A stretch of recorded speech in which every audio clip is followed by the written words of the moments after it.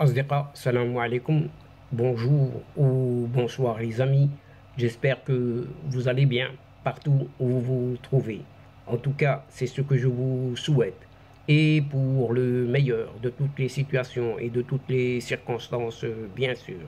Bienvenue sur votre chaîne Bled Maghribia, qui attend comme toujours vos encouragements, qui nous font beaucoup de bien et dont nous avons bien besoin. Mais abonnez-vous pour rester très informés. Nous vous remercions pour vos gentils commentaires, pour vos précieux conseils, ainsi que pour vos compliments. الأصدقاء نتمنى تكونوا بخير وعلى خير أينما كنتم. أهلا وسهلا بكم ومرحبا بكم في قناتكم. Cette séquence vidéo vous revient pour décrire tout simplement une certaine Marianne d'à côté qui se dévie totalement de sa véritable icône en plein Maroc et partout ailleurs, y compris en France. En effet, un certain journaliste du service Monde de la revue Marianne, toujours d'à côté, et une photojournaliste indépendantes ont été purement et simplement expulsés du Maroc, mais pas pour rien, pour ne pas s'être conformés aux exigences législatives en matière de la déontologie journalistique en vigueur, mais au Maroc. Le Maroc, ils ne sont pas en France. Et oui, même les journalistes marocains, faute d'accréditation, ne peuvent en aucun cas exercer leur noble profession en toutes circonstances sans ce sésame. C'est ainsi, par ici et par là, et c'est comme ça. La Marianne d'à côté, au regard de l'engouement qu'elle porte au Maroc, aura vite fait de dériver en s'empressant dans un article à la va-vite qui en dit long, très long sur ses ressentiments qui, entre nous, soit dit en passant, qu'une haine mordicus, et le mot est vraiment très léger, que mène cette revue Marianne d'à côté à l'égard d'un certain royaume du Maroc. Mais là n'est pas le sujet, n'est pas ce ressentiment, ou plutôt cette haine.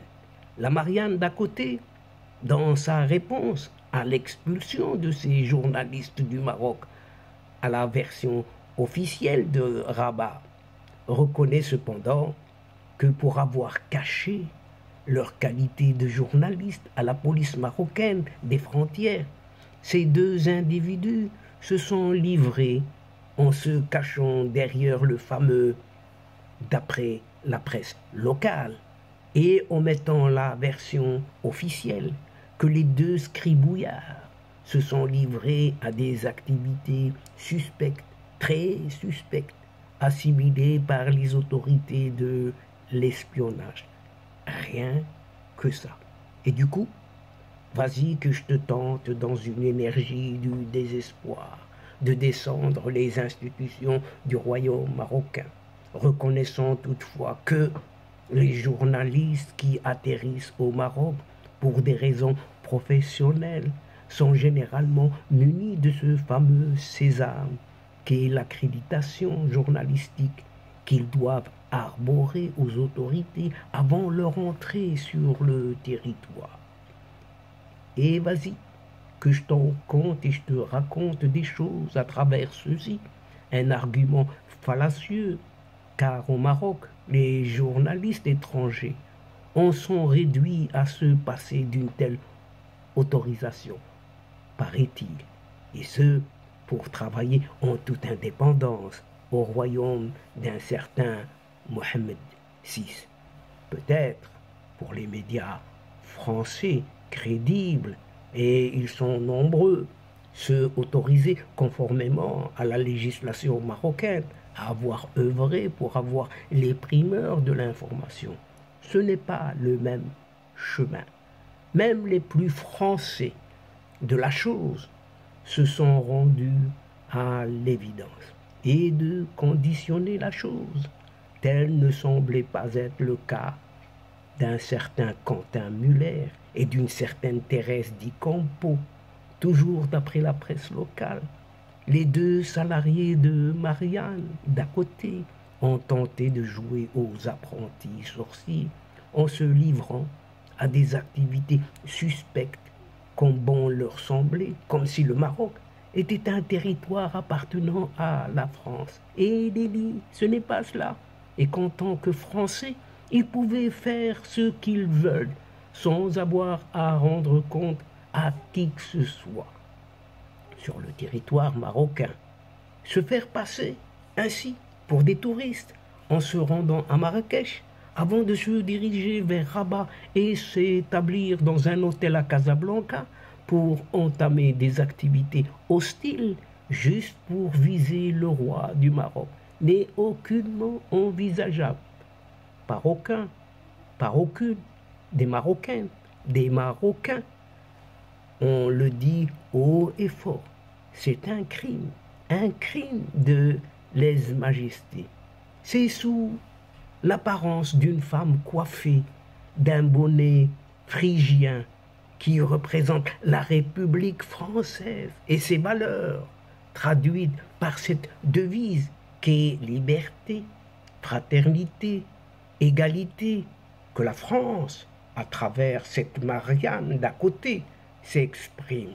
Pourtant, il ne faut pas être devin. C'est un important symbole.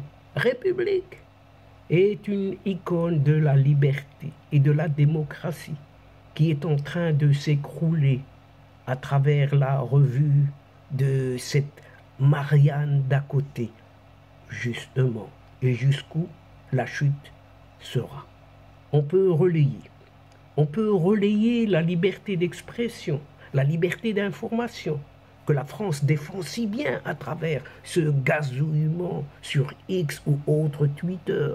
C'est tout comme de ce docteur de lettres, journaliste, freelance, Barbouche Rachid, qui écrit « Mon article sur Mediapart a été supprimé par Edoui Plenel, le patron de Mediapart. Edoui Plenel est un journaliste qui a longtemps vécu en Algérie.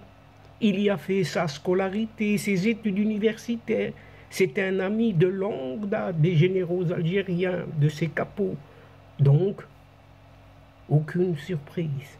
En effet, l'article de Barbouche Rachid, qui ne faisait que relater l'aventure ou la mésaventure de Quentin Muller et de Thérèse Di Campo, a été supprimé purement et simplement après que le sieur journaliste de son état, le premier nommé, eut sollicité Mediapart pour retirer l'article de Rachid Barbouche dans ses bienvenus sur nos lignes. Hello, @Mediapart, @Edoui Plenel. Je sais que c'est un blog, mais ce qui est écrit est grave, faux et calomnieux. Pouvez-vous faire quelque chose? Merci. Fermons les guillemets. Point. La réponse ne s'est pas fait attendre. Edoui Plenel, patron de Mediapart, qui pourtant est régulièrement une fois par semaine sur les ondes d'une radio marocaine, s'exprime librement sur tous les sujets, a eu vite fait de s'exécuter, n'en déplaise à cette notion de liberté d'expression, qu'opiniâtrement on ne cesse de brandir dans l'Hexagone, cette chère France, pour le meilleur des principes. Qu'est-ce à croire donc, si ce n'est qu'un loup est dans la bergerie? Mais la solidarité de la presse française n'est plus à établir, même à tort, et ce, quel qu'en soit le fameux X, avec ou sans preuve. La horde médiatique s'emballe dès qu'il s'agit du royaume du Maroc. C'est connu, car c'est dicté. On l'a vu, accuser le Maroc à maintes reprises, à tort et à travers, de baliverne, sans avoir pu prouver la moindre présomption, et Pégasus restera ancré à travers certains esprits du faux chemin de traverse emprunté par les médias français. Mais que veut-on finalement? Marianne est dépoitraillée. Marianne est dépoitraillée.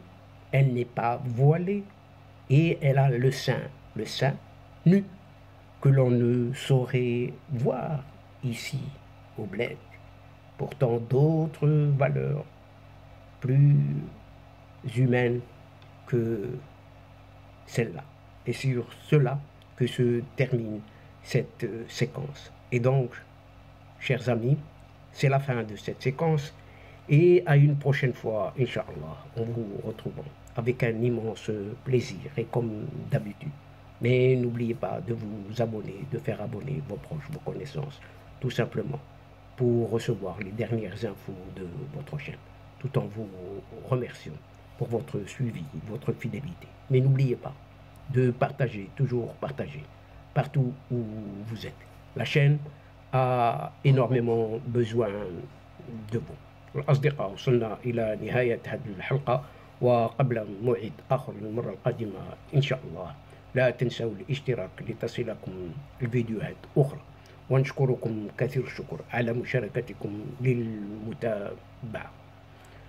L'instant est juste arrivé pour vous dire au revoir les amis et à la prochaine fois Inch'Allah. الأصدقاء السلام عليكم ورحمة الله وبركاته. مع السلامة.